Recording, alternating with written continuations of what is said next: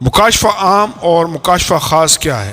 خدا نے اپنے آپ کو بنی نوع انسان پر ظاہر کرنے کے لیے جن دو طریقوں کا استعمال کیا ہے وہ مکاشفہ عام اور مکاشفہ خاص کہلاتے ہیں۔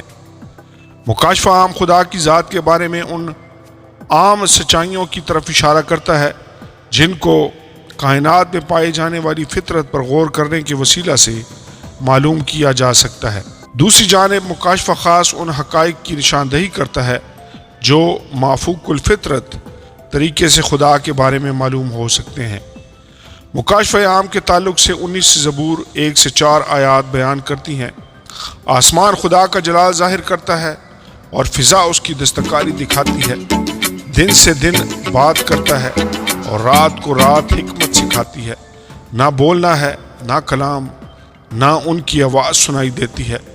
ان کا سر ساری زمین پر اور ان کا کلام دنیا کی انتہا تک پہنچا ہے۔ اس نے آفتاب کے لیے ان میں خیمہ لگایا ہے۔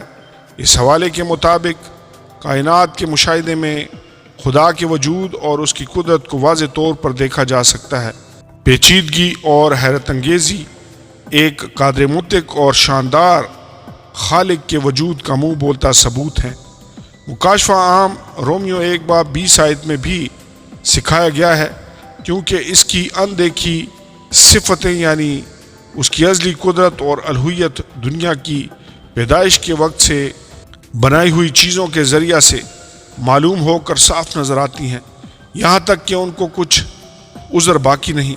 19 زبور کی طرح رومیو 1:20 آیت بھی یہی بیان کرتی ہے کہ خدا کی ازلی قدرت اور الہی فطرت تخلیق کردہ چیزوں سے واضح طور پر دیکھی اور سمجھی جا سکتی ہے، اور ان حقائق کو مسترد کرنے کا کوئی اور عذر باقی نہیں ہے۔ ان حوالہ جات کو ذہن میں رکھتے ہوئے مکاشفہ عام کی کارآمد تعریف ممکنہ طور پر یہ ہوگی: مکاشفہ عام خدا کی ذات کا وہ مکاشفہ ہے جو تمام لوگوں، تمام ادوار اور تمام مقامات کے لیے ثابت کرتا ہے کہ خدا موجود ہے اور وہ حکیم کل، قادر مطلق اور اعلیٰ و ارفع ذات ہے۔ مکاشفہ خاص سے مراد وہ موجزانہ طریقہ کار ہیں جن کا انتخاب خدا نے اپنے آپ ظاہر کرنے کے لیے کیا ہے۔ مکاشفہ خاص خدا کے ظہور، خواب، رویا، خدا کے تحریری کلام اور سب سے بڑھ کر یسوع مسیح کی ذات پر مشتمل ہے۔ بائبل بیان کرتی ہے کہ خدا کئی دفعہ جسمانی شکل میں ظاہر ہوا ہے۔ پیدائش 3:8 آیت، 18:1 آیت، خروج 3:1 سے 4 آیات، 34:5 سے 7 آیات۔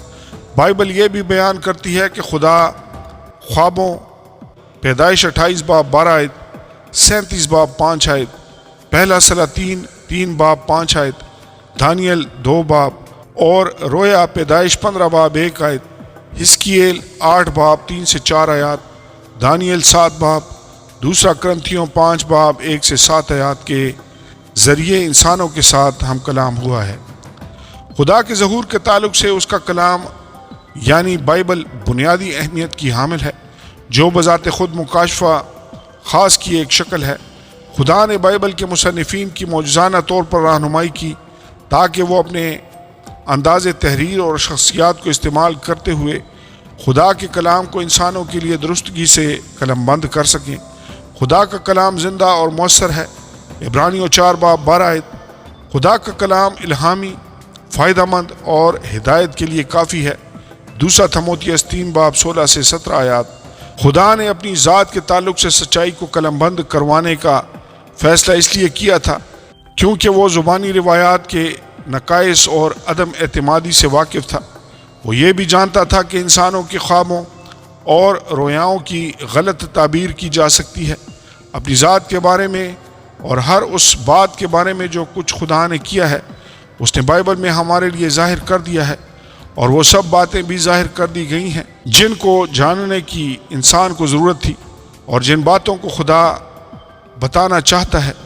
مکاشفہ خاص کی حتمی شکل یسوع مسیح کی شخصیت ہے کیونکہ یسوع مسیح کی ذات میں خدا انسان بنا ہے۔ یوحنا 1:1 اور 14 آیات، عبرانیوں 1:1 سے 3 آیات اس حقیقت کا بہترین خلاصہ پیش کرتی ہیں۔